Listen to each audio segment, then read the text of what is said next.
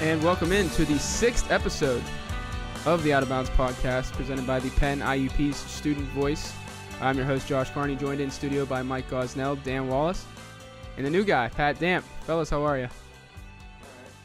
That's good. Dan's half asleep. Pat, how are you? It's first time on excited. here. Glad to be here. Thanks for inviting me. Appreciate it. Talking hockey, so we could always use your input. But guys, first, we're going to start out with the hot news of the weekend. It broke late last night.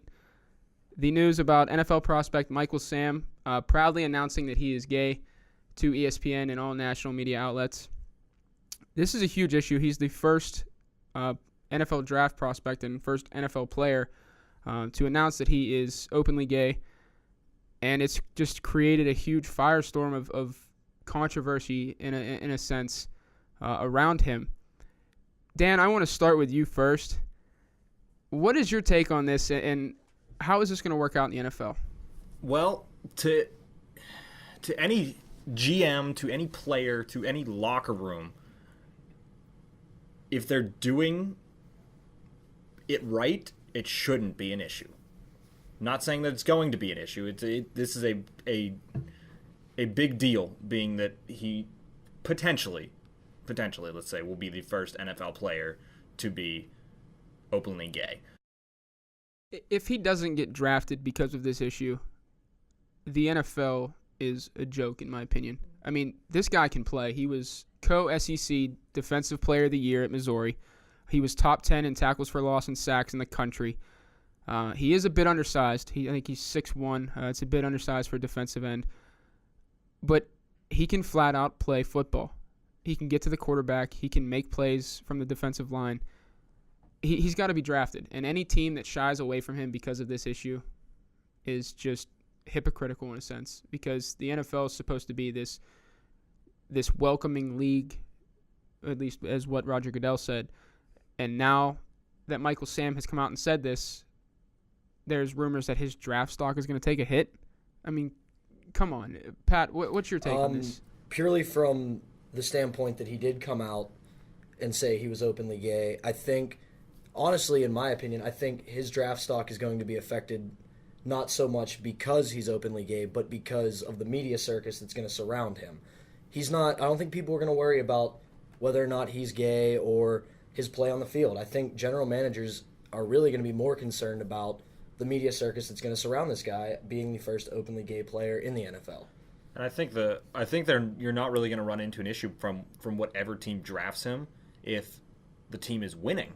If the team's winning and he's playing well, I don't think players are going to have a problem with it. It's going to be on a team that's losing, in which he may not be performing to what people think. And going back to what you said about being undersized, he's, to me, might get dropped back to a linebacker in the NFL, possibly. But it's on a team where the team's not winning and he's underperforming, where he might run into some scrutiny, and it might not be warranted. It might be because of his play that he should be getting criticized, but they might take it the other way, and the focus might be taken to that if he's not performing well. And you know what's interesting about this whole situation is that he came out last August to his Mizzou teammates, and they kept it quiet. They accepted him. They acted like nothing was different, and I think this sets a precedent for the NFL and all gay athletes across the country. I mean, if he can be accepted in a college football locker room where players are 18, 19, 20, 21 years old and a bit immature when it comes to this issue, and he was accepted the way he was, how's it going to look if an NFL locker room doesn't accept him and it's a room full of grown men? So this is really interesting to me, really something that I really want to pay attention to. I hope he goes somewhere and becomes a star. I really do, because this is trend-setting. This is huge news. And it's pretty cool that he had the courage to come out and his team accepted him for who he was. And he was a very good player in the best conference in football, in college football. Hey, I just wanted to quickly ask, Pat, I was talking to you pre-show, and you were talking to me about, if you can skate or if you can play program within the NFL or NHL, my apologies. The question I guess I had to you guys was, does the NFL have a similar policy where they are trying to promote this open environment for players to be themselves, I guess you should say? Not that I know of. Not at all. I think the NHL's I think the NHL would be way more accepting of a openly gay player than in the NFL would because the initiative. Because Brendan Burke, I believe, died in a car accident. That's Brian Burke's son, and he was an openly gay hockey player before he passed away. And Brian Burke started this or spearheaded this effort. And I think, not to knock the NFL overall, but I think just because the NFL and its reputation for burly men hitting and tackling, they're not gonna. I personally believe judge only on talent, not on personal life. And exactly. Yeah. I don't think most players, if you ask them, will probably say the right things. The media say the right things, but if I had to guess, most NFL locker rooms are not ready for an openly gay player, and that's not knock on Michael Sam. I think he did. It's admirable what he did. I just don't believe that the NFL is ready for it, and that's just that just says a lot about the NFL and the way America is right now. I think there are some locker rooms that are ready. If you look at veteran teams around the NFL, I think they would be accepting of a player like Michael Sam. A few situations that could be horrible for him would be down in Miami, which, if you guys recall what Mike Wallace said last year, something along the lines of, I don't understand how there's all these pretty women in the world, and just something along those lines. Just really off the wall, insanely stupid on Mike Wallace's part. And then Jonathan Vilma the other day saying that he did not want a gay teammate. New Orleans would not be a good landing spot for him. I really don't know where a good landing spot would be for Michael Sam because this is such a touchy subject. If it were the NHL, he could go anywhere. But it's tough. What was being referred to was the NHL's campaign, if you can play, you can play. A lot of players have come out and not come out as gay, but come out in support of this program. And I can say, I mean, I'm not an NCAA athlete or a professional athlete, but I can say from a personal standpoint, as a hockey player in a college program, I can't speak for all my teammates. I can't speak for all college hockey players around the nation. But I know personally, if I had a gay teammate that was open about being gay and he was a good hockey player and a good teammate, it wouldn't matter any less to me what his personal life was about. If he was a good teammate and a good hockey player, would not have any problem having him in my locker room. And going back to what you said, Josh, about places that you don't know what would be a good landing spot for him, I think you can count the big-time media outlets out of it, too. Count New York out of it. If he goes to the Jets or the Giants, that's going to be terrible there, too. If he goes, I don't think he could go to Chicago's another big outlet, another big media outlet. I don't know if something like that would work. To me, it's almost got to be somewhere smaller. I was gonna just interject, Dan. I would say maybe Philadelphia. I mean, I heard some smirks over there, but I feel like as a city and as a locker room, and they show a or I don't know how to explain this, but a consistency of team play. Forget all the Torello and stuff, all that from a couple years ago, but I think they would welcome him in Philly. I don't think it matters. And I think you guys are right in saying that big media outlets are just going to be problematic for this guy. The New York Post will probably be terrible for him. Not just this guy, the team itself. Do you really think that would affect the team overall? It's not. I'm not worried about the team in this standpoint. I'm just worried about, and we are part of those people, the media outlets, what they have a tendency to take things and turn things the wrong way. Okay. And the more media outlets there are, the more likelihood that would happen. Well, I have to agree with what you said about Philadelphia, because you remember going into this season, they had the controversy of, I can't remember the guy's name, the wide receiver. Riley Cooper. Riley Cooper. Yeah. For the start of the season and for a good portion of the season, Michael Vick was their quarterback, an African-American quarterback, and the wide route said some racial things, and it didn't really affect the play as a team. They played well as a team, and then there was no real mention of what had happened off the field. That said, they were winning, which may, and as most people know, heals most wounds. Yeah, and going back to what Jonathan Vilma said, he mentioned something about he was afraid that a gay teammate would look at him in the wrong way, which it's dumb. It shows the incompetence and lack of intelligence by some NFL athletes. But on the flip side of that, Pittsburgh Steelers cornerback Ike Taylor came out and said, regardless of who it is, straight or gay, if he's on this team, he's a teammate of mine. Doesn't matter. So that speaks a lot about the different way of thinking in some NFL locker rooms. Situations I think would be ideal for Michael Sam. Number one would be Seattle, San Diego, San Francisco, Denver. There's not huge media outlets there, and they have situations where they're Seattle's kind of younger in a sense, but it's a really relaxed atmosphere. Pete Carroll is accepting of all individuals. San Diego is one of those tweener veteran versus younger players. I mean, they took Manti Te'o in the second round last year, and he came in and was a huge media storm and wasn't really talked about this season. I think that was more based on his play than the whole situation. San Francisco is another place, and Denver, the story is going to be Peyton Manning as long as Peyton Manning's in Denver. I just think Michael Sam needs to land in a good spot, establish himself as an NFL player, and just let his play do the talking, and people will forget that he came out and said he was gay. It shouldn't matter. It doesn't matter to me. The kid can play football. That's all that matters. An interesting spot for him to go, I think, and it could either go one of two ways. It could be absolutely terrible because there will be a lot of media fire there. But if he's embraced and he plays right, would be interesting, and that would be Dallas. Simply because it's America's team. If he is, quote unquote, America's team. If he goes to Dallas and he's embraced by Jerry Jones especially, who has to have his face in every form of media possible, that could set a precedent for the NFL.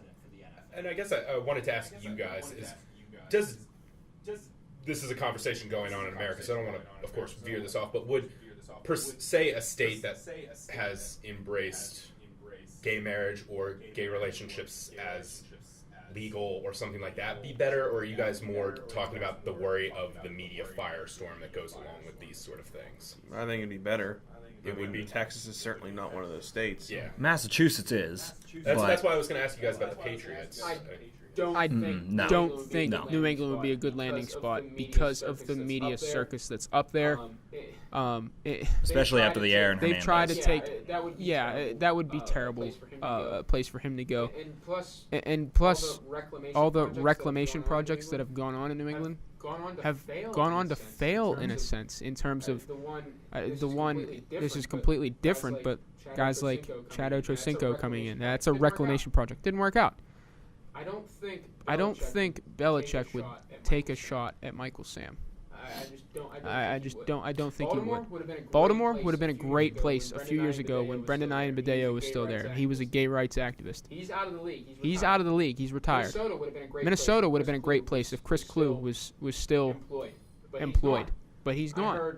I heard that Minnesota would be an ideal landing spot for Michael Sam because that would show the league that Minnesota's not discriminatory against gay rights activists or in a sense the gay community. I mean, I just hope he gets drafted somewhere. And I like I said earlier, I hope he becomes a star because I don't think the state having laws for gay marriage necessarily. It was more just a question of just because you guys were sort of talking about media firestorms, and I know that a lot of the times you guys sort of were talking about that the media takes it way out of proportion, and these states where these sort of things have occurred, maybe they've already been played out, so they're not something that's constantly reiterated. But I think I agree with you, Dan, that no matter where he goes, it has to be somewhere that's very... Now, to him, it might be different. To him, that on a personal level, that might matter. But, I mean, ultimately, he doesn't necessarily have a choice where he goes. Mm-hmm.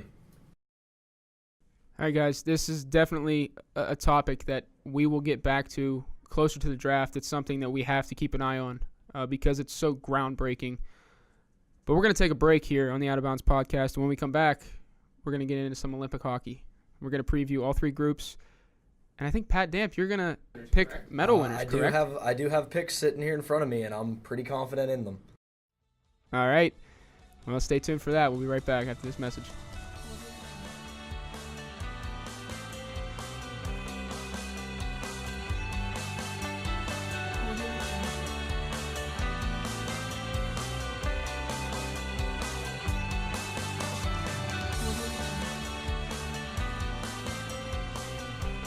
And welcome back to the Out of Bounds podcast. As I mentioned right before break, we would be taking a look at the Olympic hockey. And we have Pat Damp in here, Dan Wallace, and Mike Gosnell. A few hockey guys in their own rights. What was that noise, Dan? Maybe. Yeah, I'm not sure. Are you saying you're not on par with Pat and Mike? No, I'm talking about Goose. Shots fired. We haven't started debating yet. Well, back to the preview. Just saying, when you can tell me where Joe Sakic played junior hockey, you come talk to me. I know. I'm kidding. I'm just kidding. I can't even tell you that, and I play the sport. Swift Current Bronco. What? All right. Well, anyway, as I mentioned, there are 3 groups: Group A, Group B, and obviously Group C. Okay, maybe it wasn't obvious to Makes some sense. listeners. Yeah, it makes sense. But guys, we're going to take a look at Group A right now. The 4 countries in Group A, we have Russia, Slovakia, Slovenia, and of course the United States. Goose, we will start with you. Why don't you give us a quick preview of this group? Well, if the United States wanted an easy way, they're not going to get it. They were not friendly. The IOC was not friendly towards the Americans. I mean, going through the Russians, who are on their home ice, and going through Slovakia, who's not a pushover. And really, I'm not going to call Slovenia a pushover either. I mean, when you have Andrzej Kopitar and Jan Mrsak, who's also could have been an NHL player. He's the NHL talent, but really, this only comes down to 2 teams, in my opinion. It's going to be United States and Russia. Russia, one of the most lethal scoring teams you're going to find. Top line projected to be Alex Ovechkin, Evgeny Malkin, and Alexander Semin. I previously thought it was going to be Kovalchuk on the right, but apparently he's going to be moved down to the second line with Alexander Radulov, who's another very good player who didn't quite pan out in the NHL. But their only question mark for me is goaltending. Personally, I go with Semyon Varlamov from the Colorado Avalanche.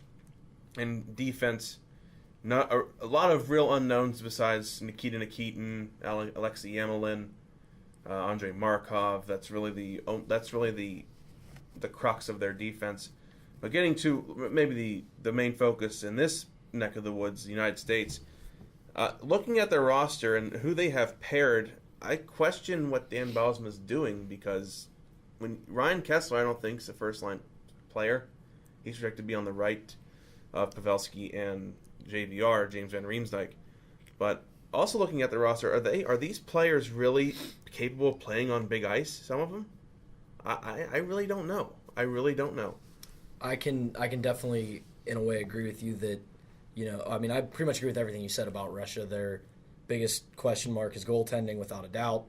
But as for the U.S., the one thing that I really enjoyed in all the backlash after the article came out that followed the United States Olympic Selection Committee is that I like the fact that they built the United States more as a team than they did just an all-star team.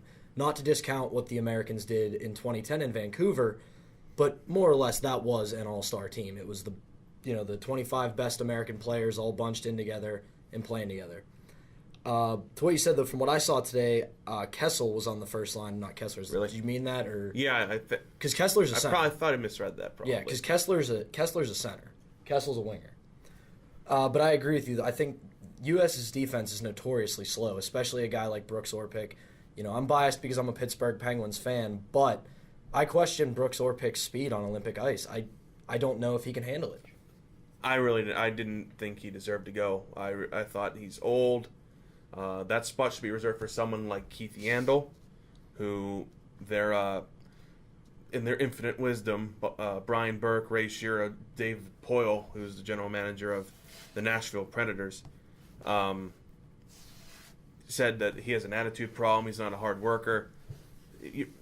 He's built for this.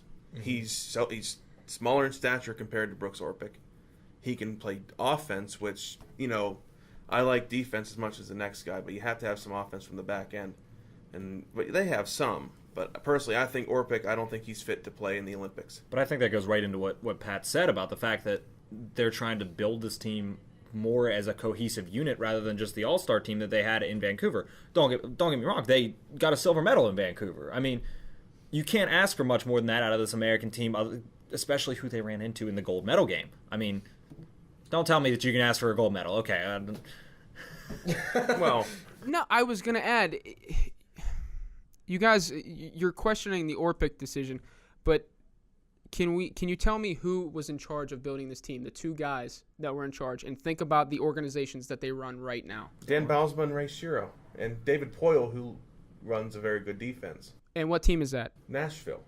They both play similar hockey. Okay, so they're going to take their vision of a hockey team, put their collective minds together, and put that on the ice. Because Nashville, when Pekka Rinne is healthy, they're pretty good out west. They don't give up goals. But No, and that's how you win games. I think they lost a step on defense without Ryan Suter. Absolutely. They've lost a step. Absolutely. They're not as good defensively when you get a guy like Michael Del Zotto who doesn't play a lick of defense. Anyway, they're going for more offense. They're veering away from what their vision is. But the one thing I can say, as we've all said at one point now, is that the U.S. was built as more to be a cohesive unit than they were an all-star team. One thing none of us brought up, surprisingly, and I'm going to bring it up, is the quote-unquote snub of Bobby Ryan. Yeah, it's the same situation as Keith Yandel.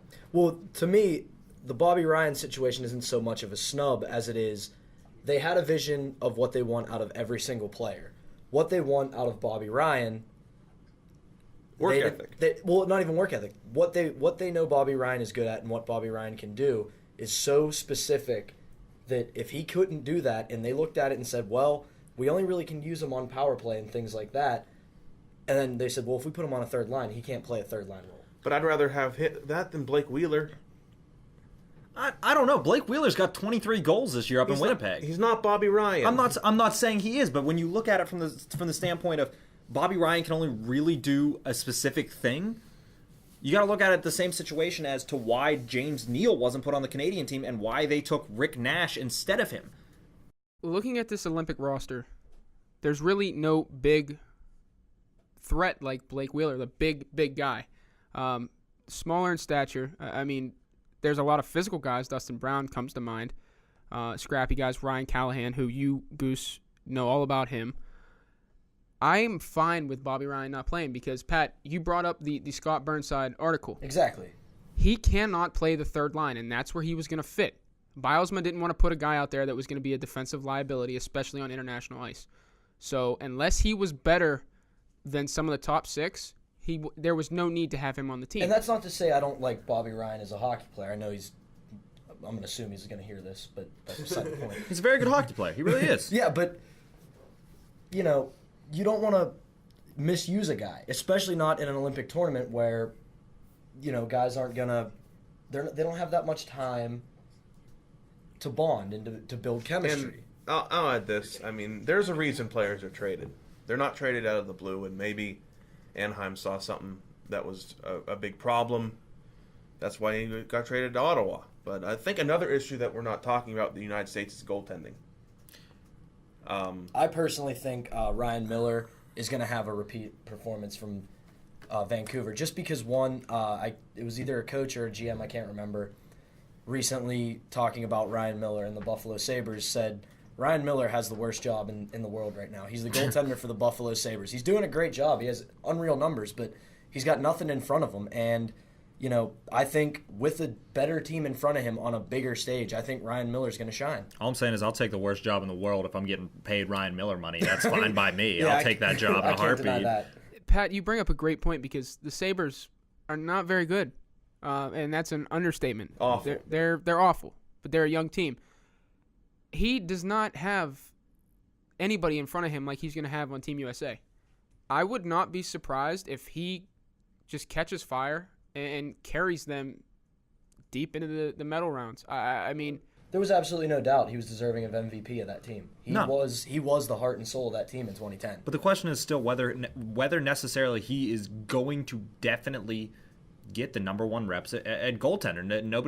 really come out and said anything, because you got to look at it.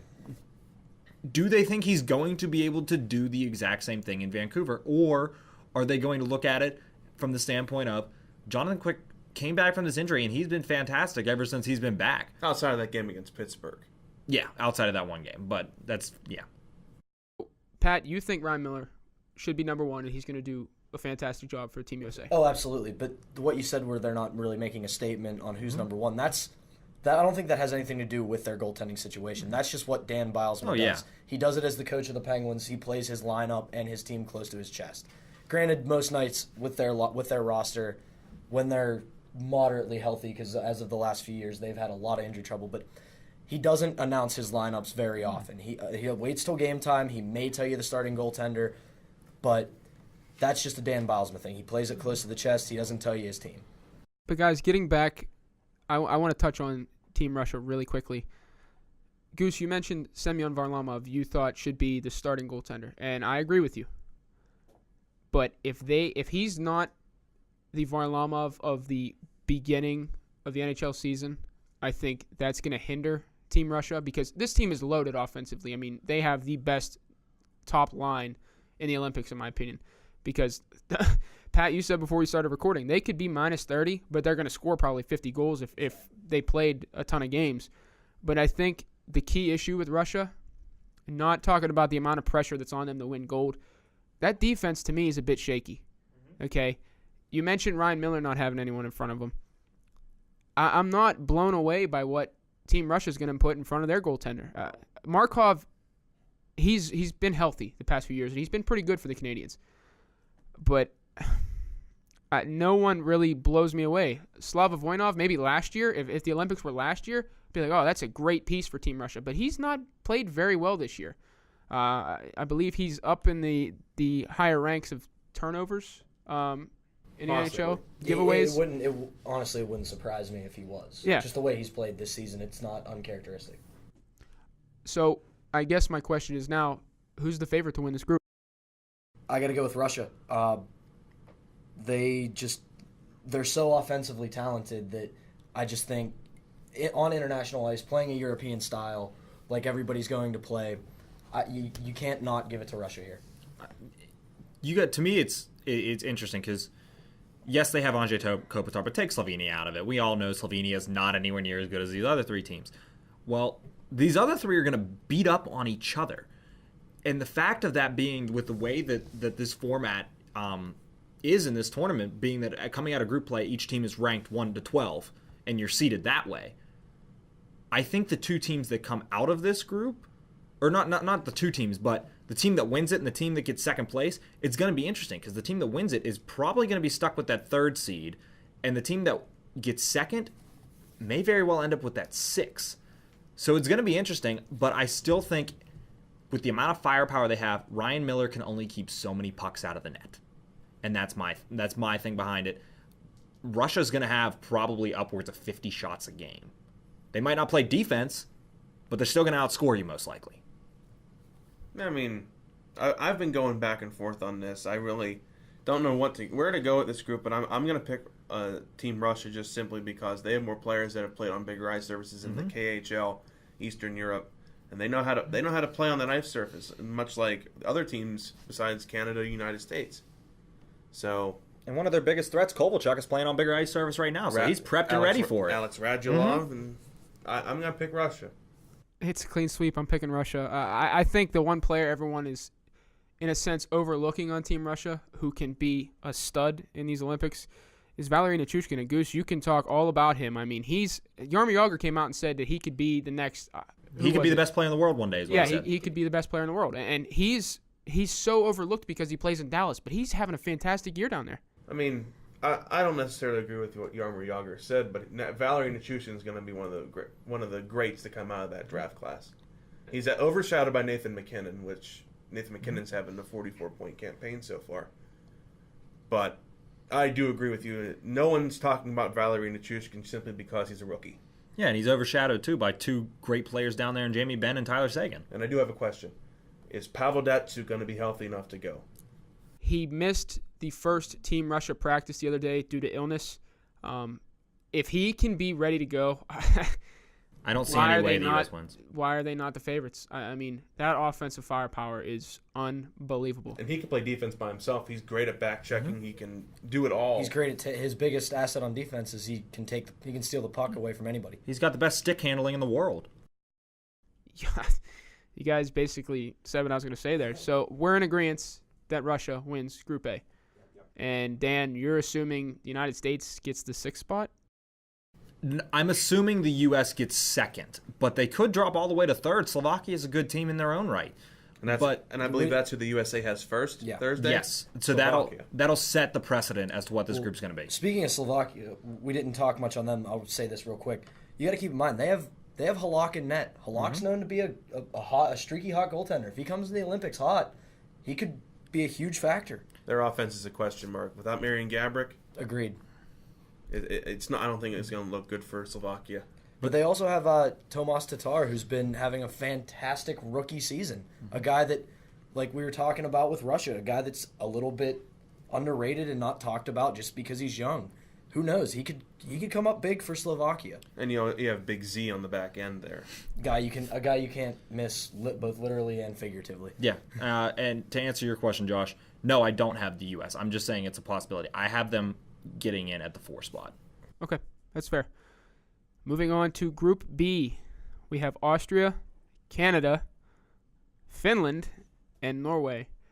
Pat, we're going to start with you. Just give us a quick preview of all the teams here. I'll just go through real quick with the notes that I have.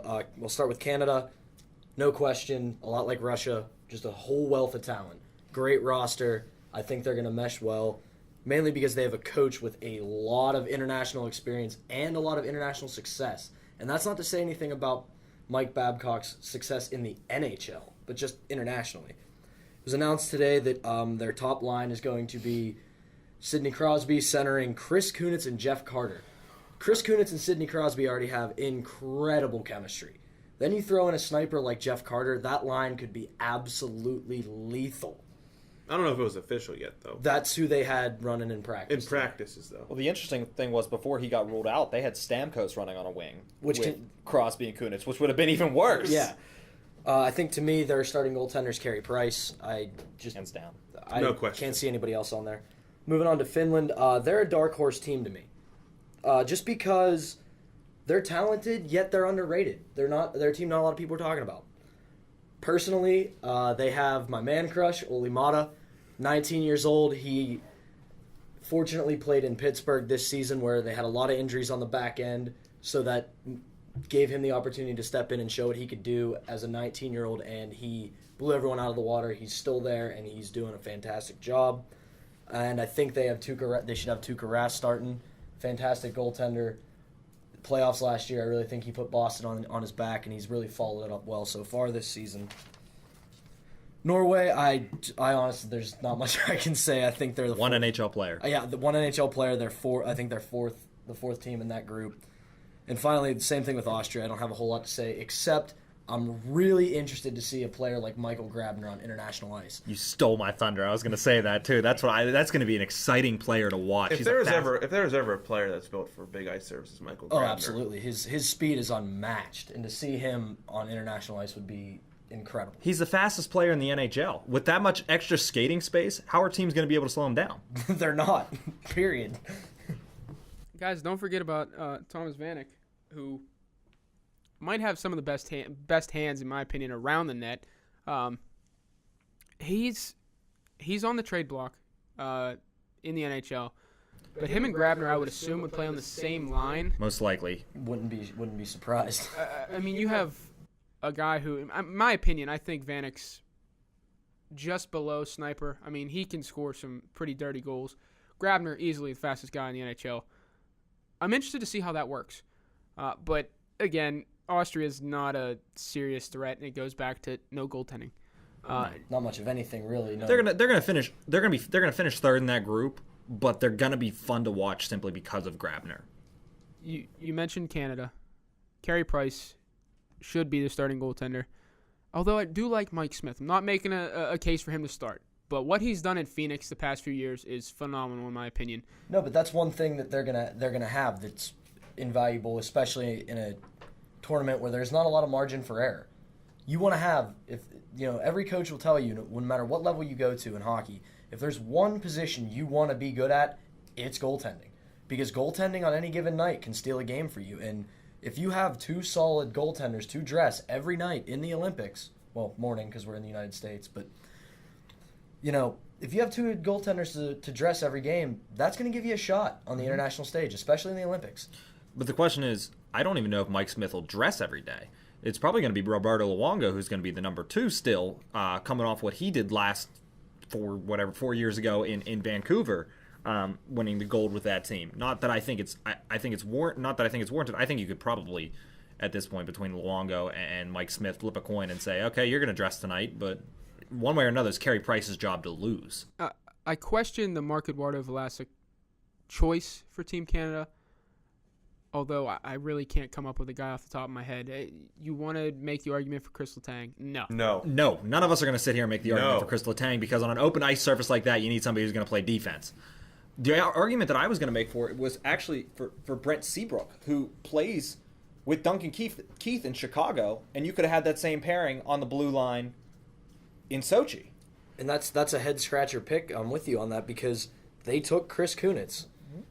Like I said a little bit ago, I'm biased because I'm a Pittsburgh fan. But if you're going to go out and tell the world we're taking a guy like Chris Kunitz, who is a good hockey player, but he plays with Sidney Crosby, who I'm pretty sure you could put a chair on Sidney Crosby's line and put up 30 points.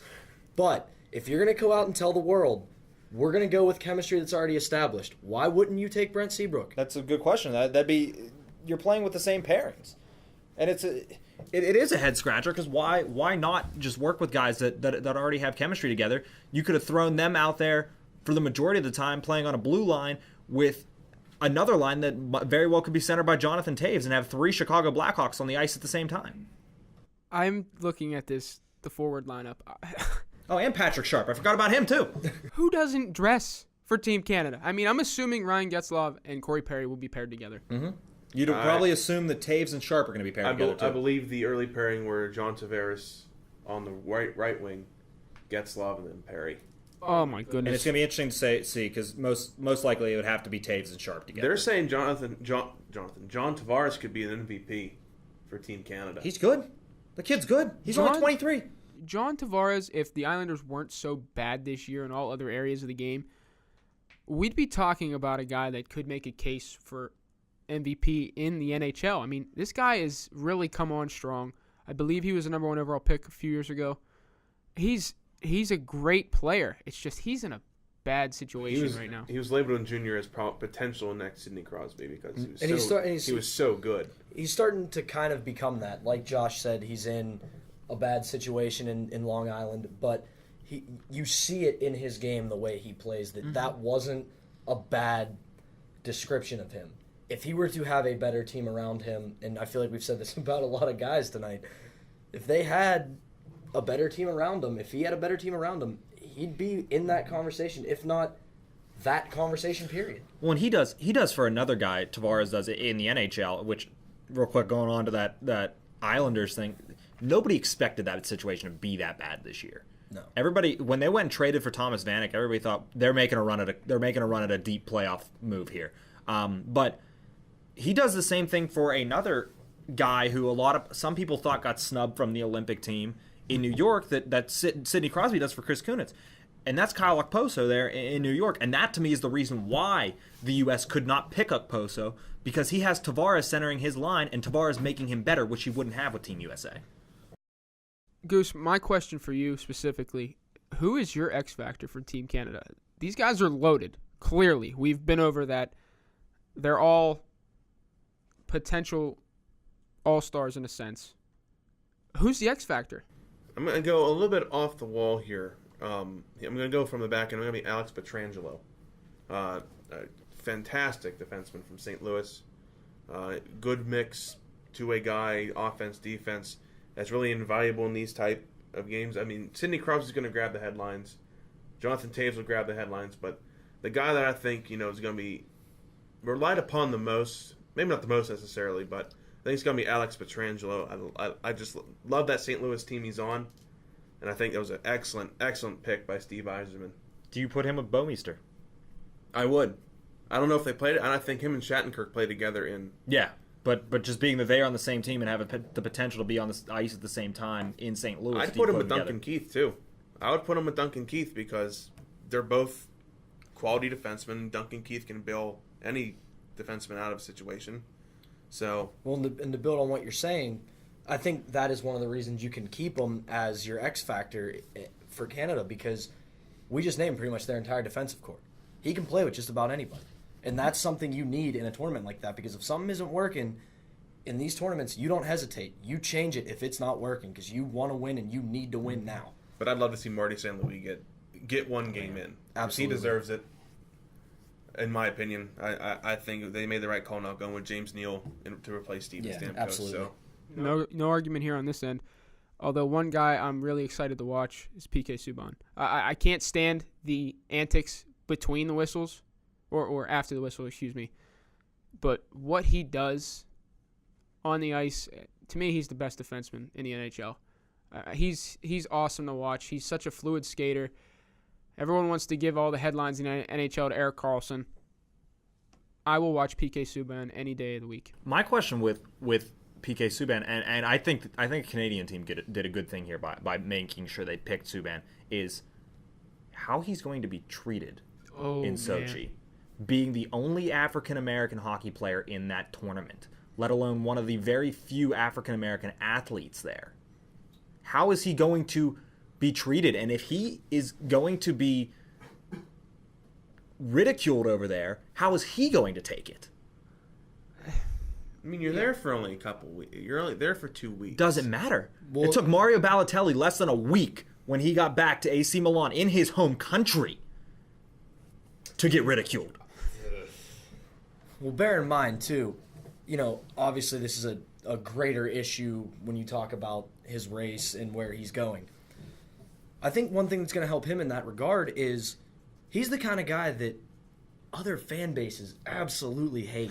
Oh, yeah. The guy's not unfamiliar to ridicule and, boos and jeers and things like that. It's not like he's going in blind to this. I mean, it's obviously going to be on a different level because it's a bigger stage, but I don't think, and that's something else that hockey players are great at, is just blocking out background noise and focusing on the task at hand. Well, the other thing is typically if he gets ridiculed, he can take it out with his fists. Well, he can't do that now. He can't do that in an Olympic ice surface. He's an excellent trash talker, too. Well, that he is. But the one player that we're not talking about is Shea Weber, and what he brings to Canada. Yeah, Shea Weber's pretty good. Pretty good. I mean, to me, he's probably the linchpin of that defense in a sense. Ryan Suter was in Nashville. Him and Suter were a 1A and a 1B. I'd take them both over pretty much almost any defenseman in the National Hockey League. But guys, moving on, within this group, I just want to talk about Finland really quickly because, in my opinion, they have the best defensive core in the Olympic Games, in my opinion. You have guys like Tuukka Rask, Antti Niemi, and Kari Lehtinen, who are all pretty good in the NHL. Tuukka Rask could make the argument for best goalie in hockey. What he did, Pat, you mentioned earlier, what he did in the playoffs last year, he carried the Bruins to the Stanley Cup Finals. I really like this Finland team. Obviously, they lost Mikko Koivu and I believe Valtteri Filppula. So they lost two of their biggest offensive threats in a sense. But going back to what Pat said earlier, they have one of my favorite players to watch. And I do have a Mata man crush on Olli Mata. 19 years old. When I was 19, I don't remember what I was doing. It makes me question what I'm doing with my life. Yeah, I was here at IUP at 19 and playing okay hockey for IUP Hockey Club. And Olli Mata is now a mainstay of a defensive core on an NHL team, and now he's going to play at an international stage at 19, and he is not out of place at all. Another young guy they have is Alexander Barkov, who was the number 2 overall pick in this past year's number 3, excuse me. No, he was 2. He was 2. I was thinking of Huberdeau from a couple years ago. Was the number 3. Panthers. He plays for the Florida Panthers in the NHL. He's having an okay year, if I recall. It's a bad situation down there. They have nobody to help him. I don't think Florida should have the Florida Panthers should be in Florida. Tampa Bay is, in a sense, thriving.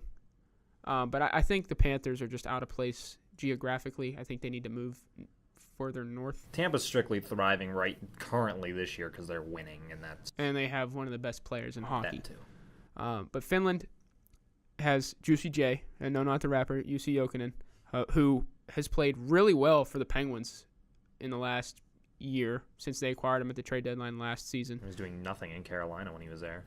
Period. Well, yeah, it's a bad situation there too. Yeah. It still is a bad situation. But with Jokinen, and I like Jokinen a lot. I like what he's done since he's been with the Penguins. It was a complete 180 from what he was doing in Carolina. I compared Jokinen to a guy like James Neal. The guy has talent, the guy has skills, the guy has the ability. But I think Jokinen, a lot like Neal, needed a center to make him better. He could prove me wrong in these Olympics, but I think Jokinen is a guy who needs a really great center to make him flourish. Do you play him with Oli? I don't think Ole's a great center. I don't think he is either. I'm just asking. No relation, by the way. No relation. They're still both Jokinens. So I don't think they have a legitimate center that could elevate Jokinen's play in the Olympic Games. But one guy we're not talking about is Teemu Selanne, who's playing in most likely his final Olympic Games.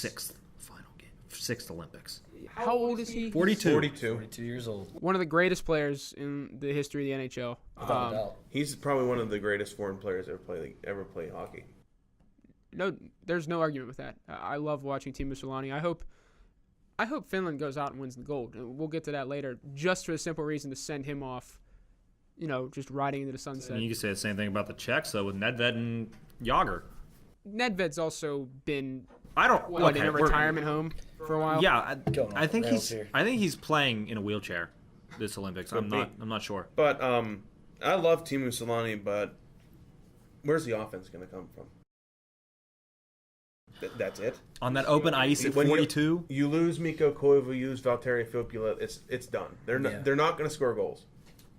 Antti Pilstrom's a good player who never panned out in the NHL, but he's very good. Barkov's a rookie, so we don't know how he's going to perform on the Olympic stage. Is Saku going? No. No?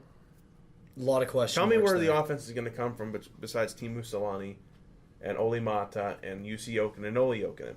And going back to Team USA really quickly before we move on to Group C, it was, in a sense, the same thing.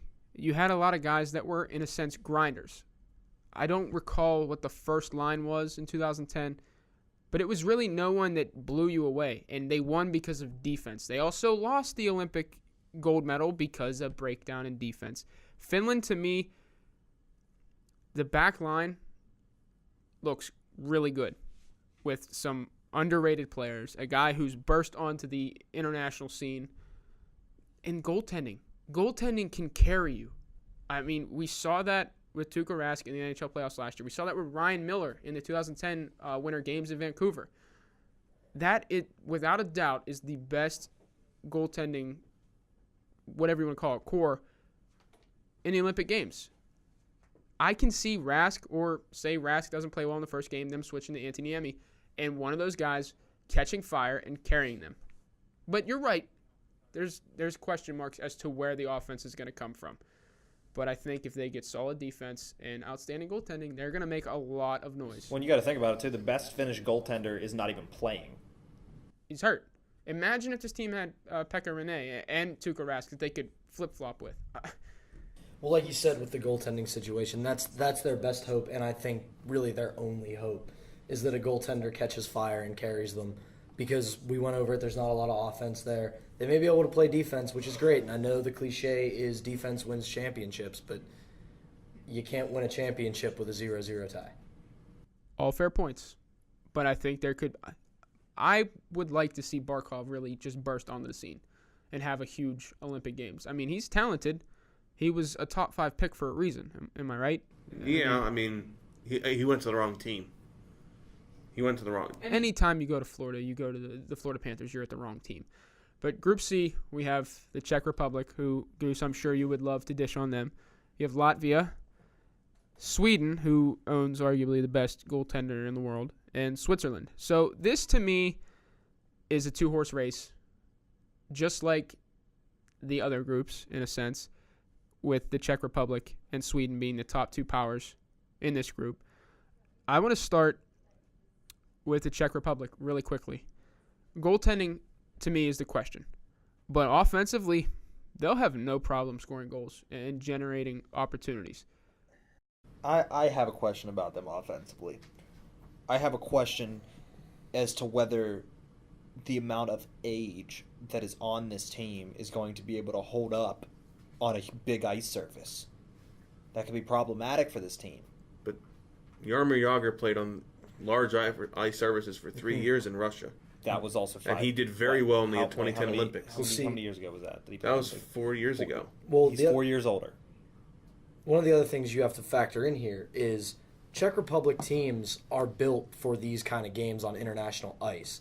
They play a fantastic European style of hockey, and they're always a player. They're always in the conversation when you get to national competition. And personally, the 1 year he went to Philadelphia aside, it's just great to see Double J back in the Olympics. He's one of the reasons I play hockey today. He's a great hockey player, and I think he's going to do a lot of really good things in these Olympics on that ice. Yeah, I'm not doubting that Czech Republic is going to be a decent team. I don't think they're going to have the speed to be able to keep up with Sweden. Well, I mean, you have Tomas Plekanec, the captain, David Krejci, Peter Nedved, 42 years old as well. Yeah, but then, so you also have Patrick Elias, Michael Frolik, Alish Hemsky, and Jaromir Jagr. And don't forget the Mahalik brothers. Zabinek on the blue line. And Milan, who I believe had a 40-goal season last year, 2 years ago. He's having an awful year in Ottawa this year, but yeah. They do have some young pieces though too. I mean, they brought Jakub Voracek out of Philadelphia. What? And don't forget, if this guy was healthy, Tomas Hertl. Yeah, he'd be playing there too, but he's not. I'm saying if he were healthy, I mean the guy's pretty good. Well, not to be that guy, Josh, but we can't play the if game now because we're a couple days away, and he's not going to magically get healed and come play for the Czechs. But I don't think they're a team you need to discount in Group C. I think they got a good shot of coming out of Group C. Do we think Peter Nedved dresses? Yeah, probably. He's revered in the Czech Republic. So. Yeah. Revering aside off the ice, would he help or hurt them? He'd help. I mean, if he's still playing, he's still helping. And it depends on the role they put him in, too. He's not going to play first line, second line minutes. You don't need to play first line, second line minutes. He'll play third line. He's 42. But Jaromir Jagr is probably in better shape than Peter Nedved is, and Jagr's 41, 42. Well, originally they were supposed to have Vladimir Sobotka there too, but he's not playing now as Erat is going to take his place for the Czechs. Out of what? And there goes my question.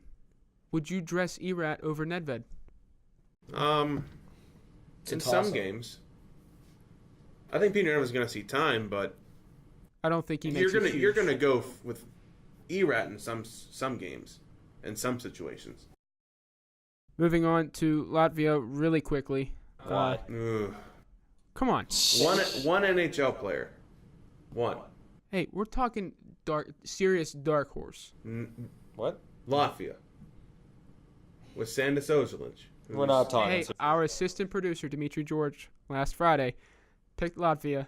I don't know if he was serious or not, but as a serious dark horse. It's not 1998. I like Zegmas Girgensson. He's playing really well for the Sabres. But again, he's really the only NHL player. But they're probably okay. They will be out. Yeah, they're going to finish fourth in that group. Okay, moving on to Sweden. Thank you. Obviously, we know the goaltending situation. King Henrik Lundqvist. Behind him, nothing. So, Team Sweden has to hope nothing happens to him because Gustafsson and Enroth has been okay for the Sabres, but Gustafsson, coming back from injury from the Red Wings, has been pretty awful. Got to bring this up for Sweden. I have written in all caps and underlined, dark horse, but this is why I say it. The media attention surrounding the Olympics the last couple weeks has been all talk about the big three. Canada, USA, Russia. Most people don't realize Sweden is ranked first overall in the International Ice Hockey Federation rankings. Above the US, above Canada, above Russia. Like you said, their big question mark is goaltending. If Lundqvist gets hurt or Lundqvist falters, They don't got much behind them. And they're just a really well put together roster. You look at what they can come at you with 4 lines and 3 D pairings. Correct me if I'm wrong, but I do believe Henrik Sedin He's not is playing. not Yes. playing. Okay. Which is going to be interesting to see what Daniel does now, because he's always paired with his brother up in Vancouver. What? John Tortorella has split them up this year. Oh, I know he has at times. And they both succeeded. But you're right. International hockey, they've always played together. And now Henrik's not there. And it's going to be interesting to see. He's always looking for his brother to give him the puck. Daniel's the goal scorer. Henrik's the assist man. Is he going to be a little bit lost out there without his brother? Not with the players that surround him. Yeah, not with. I don't think with players of that caliber. You're not gonna have a team like Vancouver does when you're playing on the international stage. You got more of a talent pool and more guys that I think that can help get his game to where it needs to be. Really, the guy who replaced him in Marcus Johansson's not a real. He's not going to see a lot of time. No, he's not. But the guy I'm really looking forward to seeing is Gustav Nyquist, who is having a very good year in Detroit. Out of University of Maine, played a couple years in Grand Rapids in the AHL, but he's been so good for Detroit. And now that Franzen's not playing, I think I'm itching to see what he's going to do on the international stage. Sweden has a lot of good young players. You look at Gabriel Landeskog, Alexander Steen, who I believe he was leading the NHL in goals at one point until he got had a hurt. concussion. Yeah. You have Jakob Silfverberg, who played pretty well in Ottawa last year before getting traded to Anaheim. Carl Hagelin. I mean, they're Gustav Nyquist, as you mentioned, Goose. They are pretty good, and we didn't even mention a guy like Henrik Zetterberg, or even Louis Eriksson, who can score. Or Erik Karlsson. Okay, let's talk defense. I do like Oliver Ekman-Larsson a lot. He's very, very good. Nicholas Cromwell is your big checker. Johnny Oduya is a good stay-at-home defenseman Very that's not going to underrated. make mistakes. Very. Henrik Tallinder is Underrated. not bad. He's underrated. And this is my question to you guys. You mentioned, could Letang play defense in a bigger Carlson can't area? So I think Carlson's going to get exposed in these Olympics. He gets exposed all the time. Yeah. So You don't pick Carlson for defense. You pick they Carlson pick- for offense. Carlson is a defenseman in name only. So then why is he always considered one of the top defensemen in the NHL? Because everything surrounding the media, surrounding awards, for the most part, is looked at from how many points you put up. And that's where it's a little bit wrong. One guy that Sweden left off their roster that could have helped him a lot was Victor Hedman. Yeah. That was stupid. Well, I don't know why they left Victor Hedman off the roster, but I thought Hedman was Russian, or am I wrong? Victor Hedman's Swedish. But I've always said that the Norris Trophy shouldn't go to the best offensive defenseman. It should go to the best defensive defenseman. That's what the trophy is for. Or if nothing else, the best overall, like a guy who showed he could excel in each role as a stay-at-home guy or an offensive guy. Like PK Subban can, or Yes. Shea Weber can. One team we have to take a look at now. The final team, Switzerland, who I think has one of the better goaltenders in the Olympics this year. Jonas Hiller's pretty good, Dan, He's been good this year. for the past few years. He excels in the Olympics. He Yes. got benched for a while last year. Well, because Victor Victor Foss was going crazy.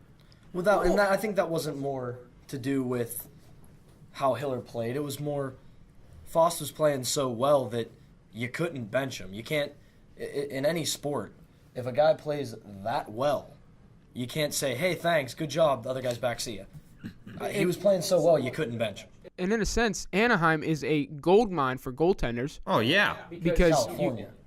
yes, but I'm talking the NHL organization right now. You have Jonas Hiller, who could be traded this year. Victor Foss last year was phenomenal for a stretch, could be traded. And no one's talking about the Pittsburgh native and John Gibson, who carried the what was it, the World Junior.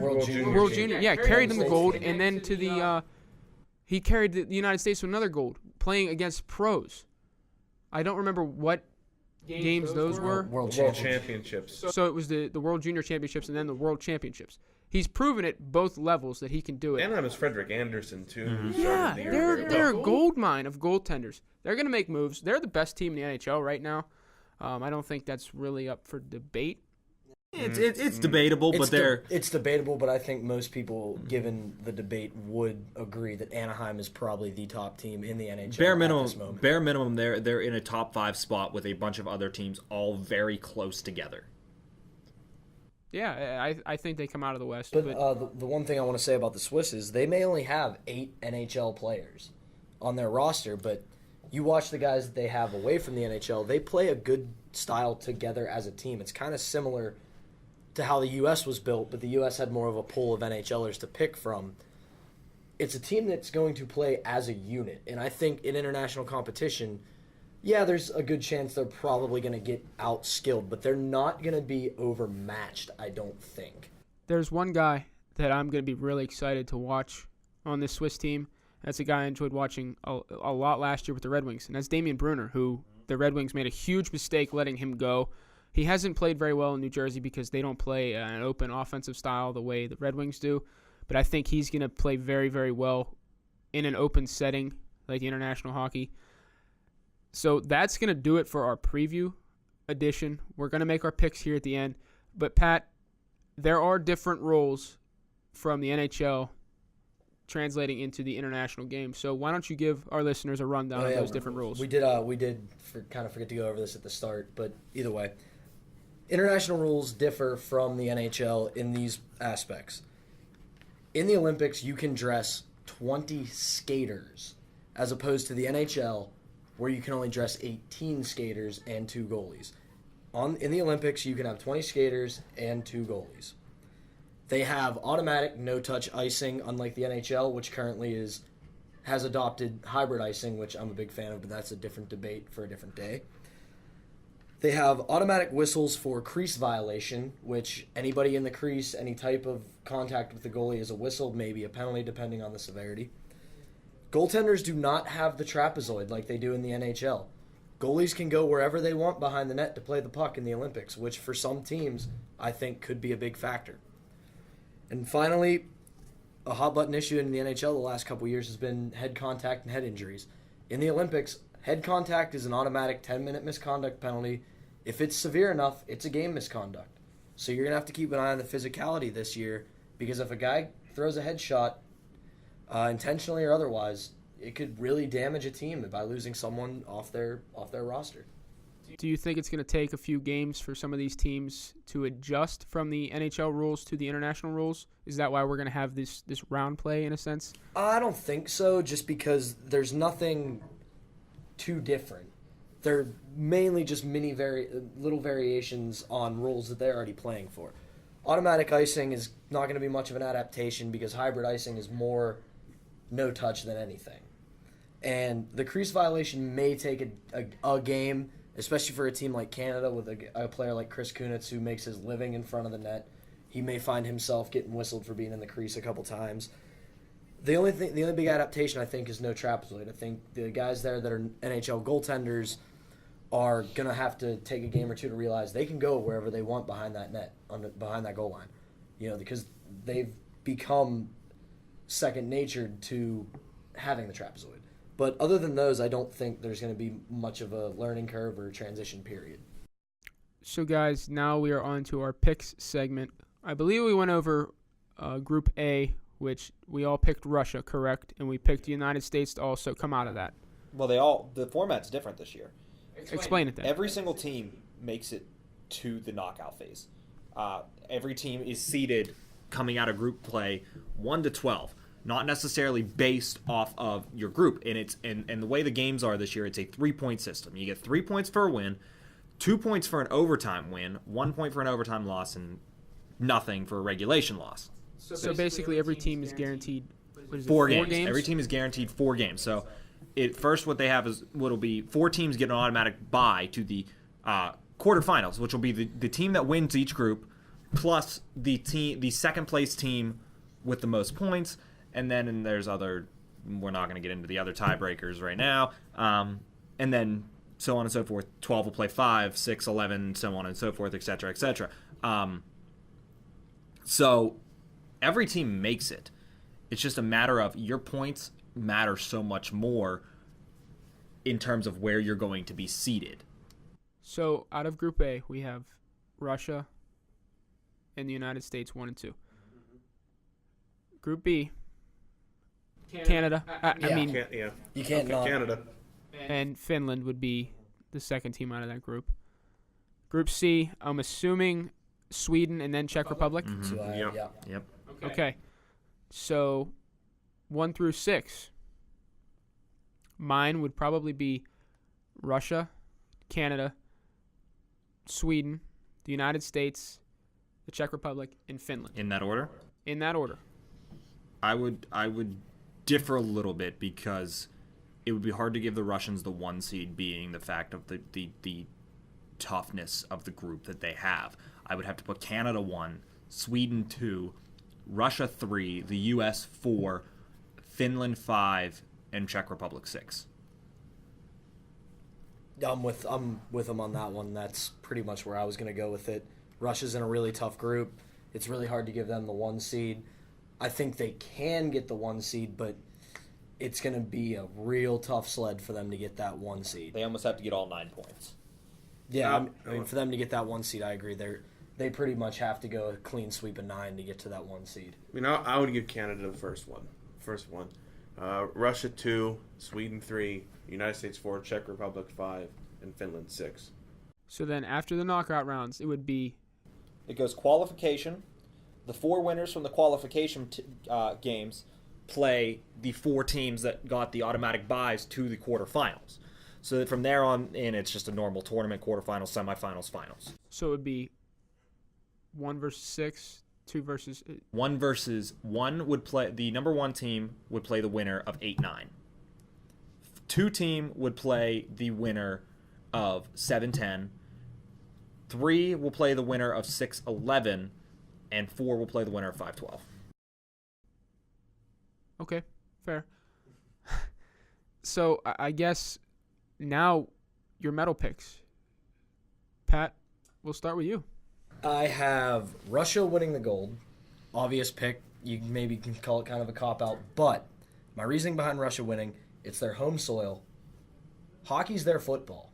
The way we look at football, they look at hockey. They don't look at it the way Canada does in the sense that it's their game, but the Russians love hockey. That's their game. They don't want to lose their game on their soil, and they're so loaded offensively and so talented that I don't think they do with that motivation. I think they come out with gold. I got Canada winning the silver in an epic battle between Russia and Canada for the gold medal. I think it's going to go down as an instant classic, much like the 2010 gold medal game between U.S. and Canada did. Bronze, I'm tossing up. I think it could be Sweden or the United States. Both teams are built really well. I think U.S. is well coached and has a good enough roster that they're going to be a big player in these Olympics, but I don't see them getting any better than bronze. If they run into Sweden and they're hot, I think they don't get bronze, but I think it all comes down to a bronze medal game between the United States and Sweden. And I don't think anybody's going to argue with that, Pat. I just have a little bit of a change-up. I think nobody's denying, other than Josh Carney, that those are the 4 best teams, and those are going to be the 4 teams vying for the medals. My matchups, the way I have it, in the semifinals, I have the U.S. being the 4 seed taking on the number 1 in Canada. So I have that as one semifinal matchup with the Canadians winning that game. The other semifinal, I have Sweden as the 2 and Russia as the 3. I have the Russians winning that. So when it comes to a bronze medal game, sorry, U.S., you're missing out on a medal completely. I got the Swedes getting the bronze medal. Gold and silver,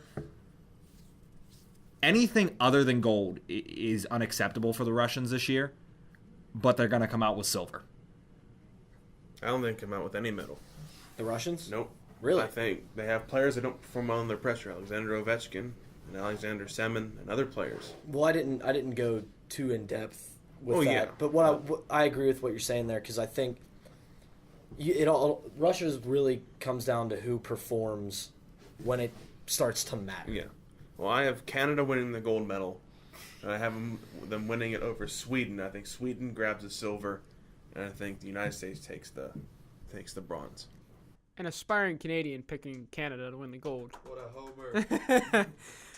I'm sticking with my pick from last Friday, and you guys can knock me all you want. I think defense will still win championships in a sense. I've always believed that. and I'm looking at the best group of goaltenders, and I'm taking Finland in the gold. I don't know who they're going to play yet. I'm still deciding that. I think bronze would be a matchup between the United States and maybe Russia. How can you pick the bronze before you pick the silver? Because I'm thinking of who. It's going to be Finland in the gold. This is going to sound really dumb, but Canada with the silver. I don't know how, but that goaltending is going to win. Here's my thing: that you're picking it based off their goaltending. Well, you got to remember this: they can only put one of those goalies on the ice at a time. I understand that, but what I saw Ryan Miller do in 2010, why can't Finland do the same thing? No one's saying they can. It's just where they're going to get the goal scoring. Yeah. You have to score goals to win games. I completely agree with you, Josh, that defense wins championships, but you got to have some offense to complement that defense, and I just don't see it. You guys are correct, but who's saying they can't win a 1-0 game? You only need one. Nobody's saying they can't, but you can't win every game 1-0. Well, I'm not saying they're going to go out and win every single game and 1-0, but I'll tell you this: if they find their way to the finals, that's gonna be how they have to do it. yeah, they're going to have to ride a hot goaltender. So I have Finland, Canada, and Russia, and I think the United States loses in overtime in, it would be what, the bronze medal game. Sweden, I like them, a lot of young players. I don't know how some of them will hold up in their first Olympics. Can we all agree though on the fact that if everything goes our way, all right, yes, Russia and the U.S. are going to play in the group stage, but can we see a U.S.-Russia gold medal game again, please? Make me really happy. As long as Al Michaels isn't commentating, I'm in on that. No, he'd have to do it. No, I'm not. No. I love his call. I loved his call in 1980. Well, when I heard of it, I was born in 90. But Close. now I'm not the biggest Al Michaels fan. If he called it, I gotta agree. He probably does have to call it if it's Russia. I think a lot of people forget though that game in 1980 was a semifinal game, not for the gold medal. that was not gold. Who did the United States play in the Sweden, gold medal game? Sweden. No, Finland. Was it Finland? No, they played Sweden. Was it Sweden? It was one of those Nordic teams. That's all I remember. I think it was Sweden, but I can't. So my final question for each of you. The best player of the tournament, the MVP, in a sense, of the tournament. Goose, we'll start with you. John Tavares. Sidney Crosby. Of course, so it's going to be Sid. I'm sorry, I can't. He's the best player in the world, dude. I can't change that. Homer pick, but Evgeny Malkin. I think Malkin has been building towards this moment the last 4 years. I think Evgeny Malkin is going to show the world once again that even with Sidney Crosby on his roster back in Pittsburgh, he's one of the best, if not the best, in the world. Tuukka Rask. I'm goaltending. Potentially Hendrik Lundqvist, if not Sidney Crosby. For me. Yeah, I would agree with that.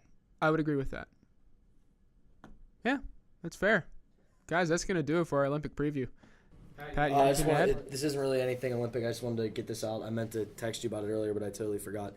I told these guys pre-show that this past Saturday night was IUP Hockey Division Yes, 2 senior night. Yes, it was. I want to thank everybody that was there. We had an incredible crowd, unexpected to be that big. And to anybody that's listening that was there, I have to thank you for that. You guys were loud. You helped us make almost one of the best comebacks in IUP hockey history. Wish we could have got you a win, but thanks for being there. Well, I can't follow that up. We do need to start supporting the hockey club a lot more. I mean, they play some really good teams, and there's a lot of really good players there. But this was almost entirely all about hockey today. Goose, I'm sure that excites you. And, Made me pretty happy. Yeah. Shout out to Shane Bednard of the Johnstown Tomahawks on his commitment to Bowling Green State. Very well deserved. Very, very skilled hockey player in Johnstown right now. Do you have anything to add, Dan? Shout out to, I don't know who. USA. No, I'm done. Obviously, we all want the United States to win the gold. But, guys, that'll do it for our Olympic hockey preview. For Mike Gosnell, Dan Wallace, Pat Damp, I'm your host, Josh Carney, signing out. All right, see ya.